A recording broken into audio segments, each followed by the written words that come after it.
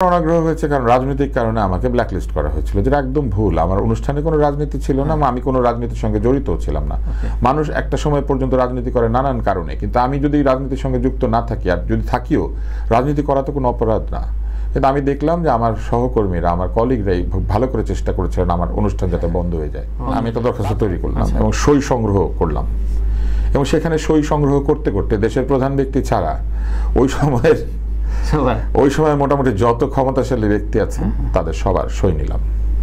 জিত থেকে করলেন? হ্যাঁ, আমি প্রায় 7-8টা সই হবে। আমি আসল দরখাস্তটা ওইখান থেকে নিয়ে এসেছি, কারণ উনিটা দেখার পরে উনি দাঁড়িয়ে গেলেন। হ্যাঁ, এবং আমাকে বললেন, এ কি করেছেন? হ্যাঁ, একজনের নাম করে উনি বললেন, উনি সবুজ কালি দিয়ে সই করেছেন। সবুজ কালি মানে কিন্তু আপনাকে যে কোনো কিছু দেওয়া যেতে পারে। আমি সত্যি সত্যি ওইখানে এটা রেখে দিয়ে আমি বের হয়ে গেছিলাম। আমি কোনোদিন আপনাদের এখানে নিয়মিত অনুষ্ঠান করব। আমি দেখেছি ইংল্যান্ডের টক শোতে উপস্থাপক যদি পক্ষপাত করে ফেলেন, সেটা নিয়ে গেস্টরা কমপ্লেন করতে পারে, দর্শকরাও পারে, এবং অনুষ্ঠান দেখে তারা বলেন যে আপনি উপস্থাপক, আপনার এই কাজগুলি করা ঠিক হয় নাই। তারা তাকে রেড সিগন্যাল, গ্রিন সিগন্যাল দেয়, বলে যে এটা আপনাকে ওয়ার্নিং দিলাম, 2টা ওয়ার্নিং দিলাম। একসময় চ্যানেলকে বলে যে এই উপস্থাপক বদলে দাও, কারণ সে ভালো আচরণ করছে না। কিন্তু আমাদের দেশে এইটা নাই। আমাদের দেশে যেটা আছে সেটা হচ্ছে যে সরাসরি ইয়াস নো, আপনার এটা যাবে অথবা আপনার এটা যাবে না। এই জিনিসটা বন্ধ করা উচিত। সবকিছুই যাবে, কিন্তু কিভাবে যাবে এইটার একটা মনিটরিং থাকা উচিত সমাজের প্রয়োজনে।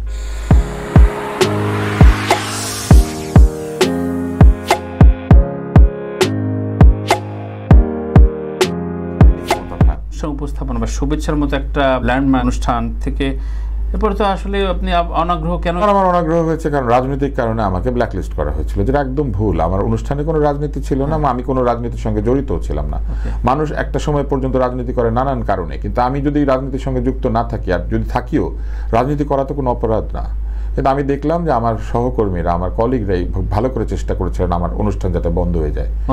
তারপর আমি বুঝলাম যে অনুষ্ঠান করে তো আমি আসলে আয় করতে পারি না। আমি এত ভালো একটা অনুষ্ঠান, মানে আমার কিন্তু আসলে তেমন কোনো আয় নাই, এবং আমি ডাক্তারিটা ওই যে প্রতিবাদ করতে গিয়ে আমি কমিয়ে দিয়েছিলাম। তো আমি একটা চ্যারিটেবল প্রতিষ্ঠানে কাজ করতাম, চ্যারিটি যেহেতু, ওখান থেকে তো খুব বেশি আয় হয় না।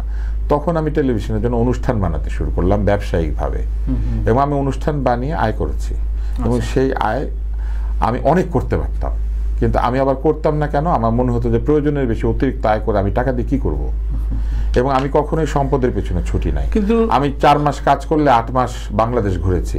আমাকে বাংলাদেশের কোনো জেলা আছে সেই জেলার মানুষ দেখে নাই, টেলিভিশনে না, সামনাসামনি এরকম নাই। আমি সব জেলাতে গিয়েছি, স্কুলে গিয়েছি, কলেজে গিয়েছি, মাদ্রাসায় গিয়েছি। আমি গিয়ে কথা বলেছি, বক্তৃতা শেখানোর চেষ্টা করেছি। আমি বন্যা ত্রাণের জন্য গিয়েছি, আমি তাঁতিদেরকে জাল দিতে গিয়েছি, আমি যারা কৃষক তাদের গরু কিনে দিতে। বারবার লাইভে আসেননি আর কি? আমার কাছে মনে হয়েছে এগুলো তো লাইভ করার বিষয় না। আমি লাইভ করব নিজেকে, আমি কথা বলতে পারি, আমি যেটা চাই সেটা মানুষকে জানাবো। আমি যেটা করি এটা লোকজন তো যার জন্য করছি সে জানে। আমি বলছি না আমি অনেক কিছু করেছি, কিন্তু আমি কি করি এটা যাকে করছি তার সাথে সম্পর্ক, জাতির সাথে তো সম্পর্ক না। আগামীর বাংলাদেশে কি এভাবে এরকম কিছু ভাবছে একটা নতুন অনুষ্ঠান, বা কারণ দর্শক হিসেবে তো এই খরাটাও আছে? অনুষ্ঠানের প্রক্রিয়াটা বদল হয়ে গেছে। আপনি দেখেন তানভীর, তার টেলিভিশন লাগে না। না, আমি খুবই অনাগ্রহী। হ্যাঁ, টিভি লাগছে না আপনার। এরকম অনেক পডকাস্টার আছেন, তাদের টেলিভিশন লাগে না। অনেক ব্লগার আছেন, তাদের কোনো লাগে না। এই যে পৃথিবীতে বিখ্যাত বিখ্যাত সব ইন্টারনেট ব্যক্তিত্ব তৈরি হয়েছে, ন্যাস ডেইলির সেই ছেলেটা ধরেন, কিংবা হাশেম আল ঘালি নামে একটা ছেলে আছে, সায়েন্স নিয়ে কথা বলে। ধ্রুব রাঠি ভারতের রাজনীতি নিয়ে কথা বলে, ইদানিং একটু বাংলাদেশ নিয়ে কথা বলছে, আশেপাশের রাজনীতি নিয়ে কথা বলে। এই যে এরা তৈরি হয়েছেন, এদের জন্য টেলিভিশন চ্যানেল দরকার নাই। তা আমার কাছে মনে হচ্ছে একটা নতুন সময় আমরা মুখোমুখি হয়েছি, এবং এই সময়ে আমি আসলে যে খুব টিভিতে যেতে চাই ব্যাপারটা সেরকম না। 2 হচ্ছে যে স্বাধীনতা ছাড়া অনুষ্ঠান করতে আমি চাই নাই কখনো।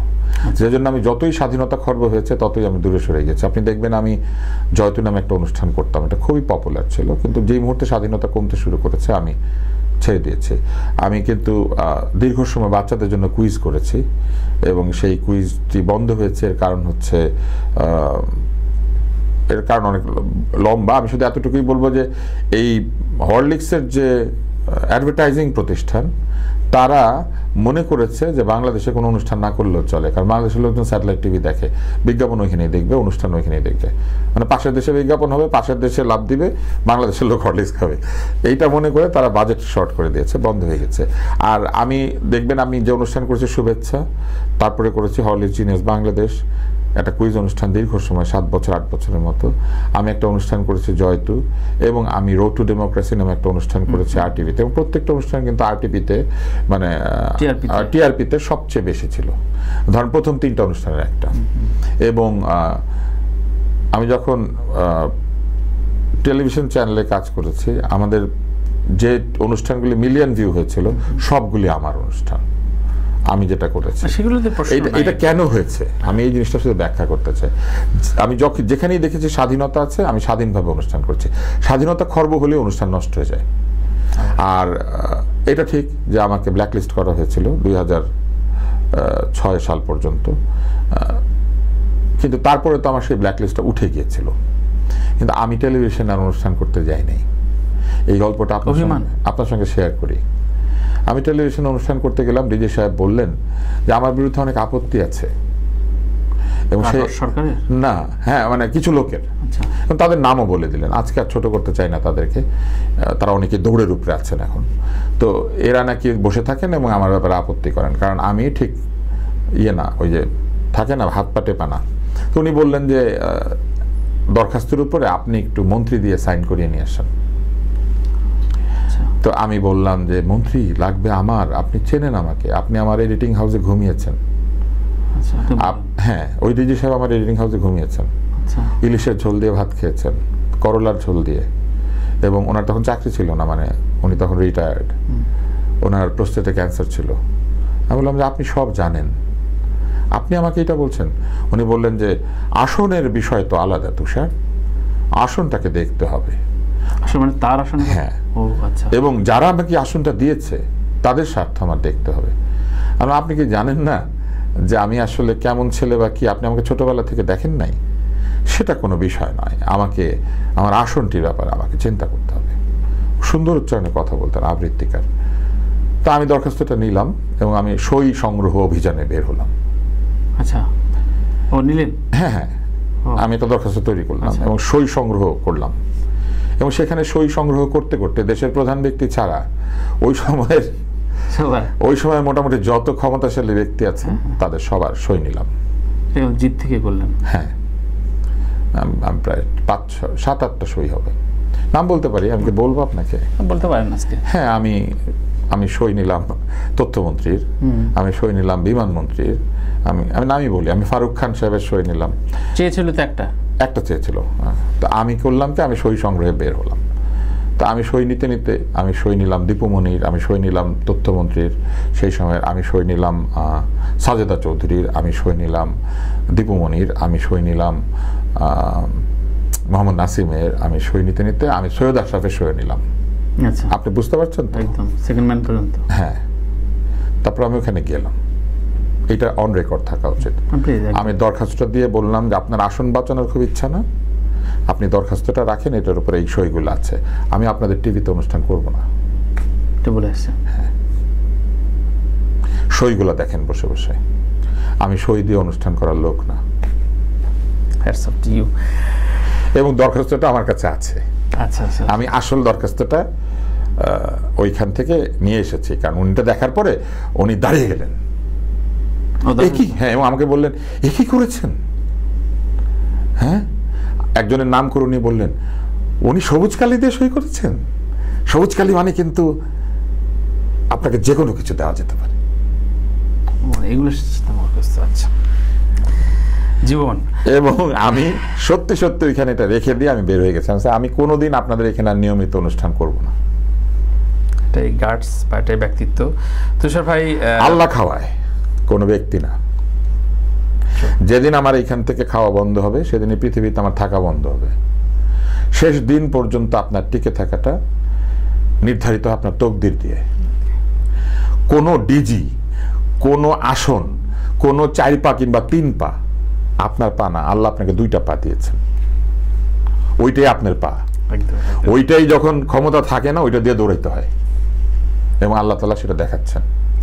সত্যি সত্যি। তুষার ভাই, আমরা বলি যে এখন আবারও বলি সংস্কারের বিষয়টা আসে, এবং বারবার আমি যেহেতু অনেকের ইন্টারভিউ নিয়েছি গত অনেকগুলো বছর ধরে, নির্মাতারা বারবার বলেছেন যে পুলিশকে আমরা ভালো ছাড়া, মানে একদম তারা ফেরেশতা ছাড়া দেখাতে পারি না, একজন রাজনীতিবিদ যে দুর্নীতিগ্রস্ত হতে পারেন সেটা দেখানো যায় না, সমাজে আমলাদের বিভিন্ন গল্পে আমরা খারাপ লোকটা হিসেবে মোটিভেট হচ্ছে এটা দেখাতে পারি না। আপনার কি মনে হয় আগামী বাংলাদেশ, এবং তারা যখন ব্যাখ্যা করে যে আমরা এই যে দর্শক কমে যাওয়ার যে যুক্তিটা, তখন তারা এসব বলেন যে আমাদের নাটকের থেকে দর্শক চলে যাওয়ার কারণে এটা, কারণ প্রেম এবং সুশুরি ছাড়া আমরা কিছু দেখাতে পারি না, সিনেমা থেকে তো একদমই না। আপনি কি মনে করেন যে এইসব বড় প্রতিবন্ধকতা এবং সামনের দিনে এগুলো ঠিকঠাক হয়ে যাবে সংস্কারের বাংলাদেশে? উদ্দেশ্যমূলকভাবে কোনো কিছু লিখলে এটা টের পাওয়া যায়, কিন্তু যেটা বাস্তব সেটা দেখালে আমি মনে করি যে সেটা দেখানো উচিত। ফলে যদি কেউ বলেন যে পুলিশে কোনো দুর্নীতিবাজ নাই, ডাক্তারদের মধ্যে কেউ খারাপ নাই, উকিলদের মধ্যে সব ফেরেশতা, এটা দেখালে কিন্তু নাটক নিজেই নষ্ট হয়ে যাবে।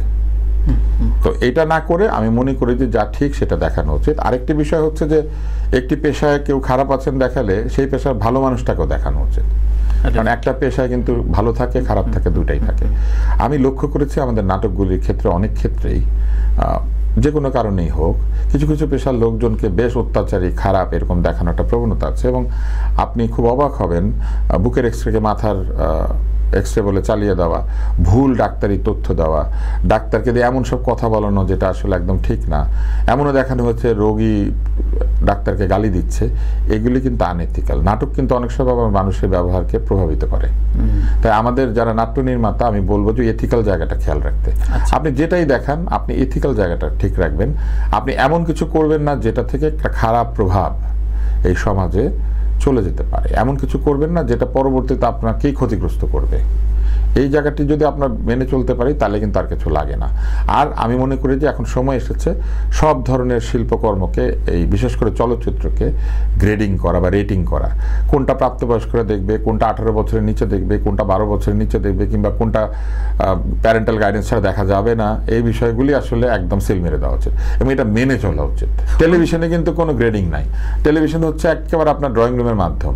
ফলে টেলিভিশনের চ্যানেল মালিকদেরকে এবং চ্যানেলের যারা কর্মকর্তা যারা কাজ করেন এদেরকেই ভালো করে চিন্তা করতে হবে যে তারা টেলিভিশনে কি দেখাবেন। খারাপ জিনিস দেখালে আমি মনে করি একটা তথ্য রেগুলেটরি কমিশন বা মিডিয়া রেগুলেটরি কমিশনের মতো থাকা উচিত, সেখানে মানুষ অভিযোগ জানাতে পারবে এবং সেটা একটা সুবিচার হবে।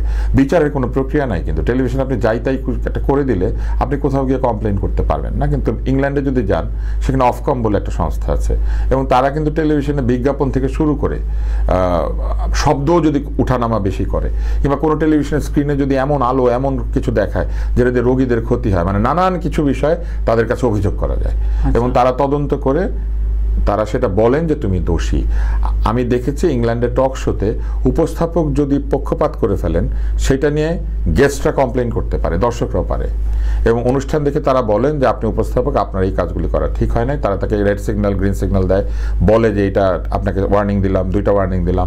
একসময় চ্যানেলকে বলে যে এই উপস্থাপক বদলে দাও কারণ সে ভালো আচরণ করছে না। কিন্তু আমাদের দেশে এইটা নাই। আমাদের দেশে যেটা আছে সেটা হচ্ছে যে সরাসরি ইয়াস নো, আপনার এটা যাবে অথবা আপনার এটা যাবে না, এই জিনিসটা বন্ধ করা উচিত। সবকিছুই যাবে, কিন্তু কিভাবে যাবে এইটার একটা মনিটরিং থাকা উচিত সমাজের প্রয়োজনে।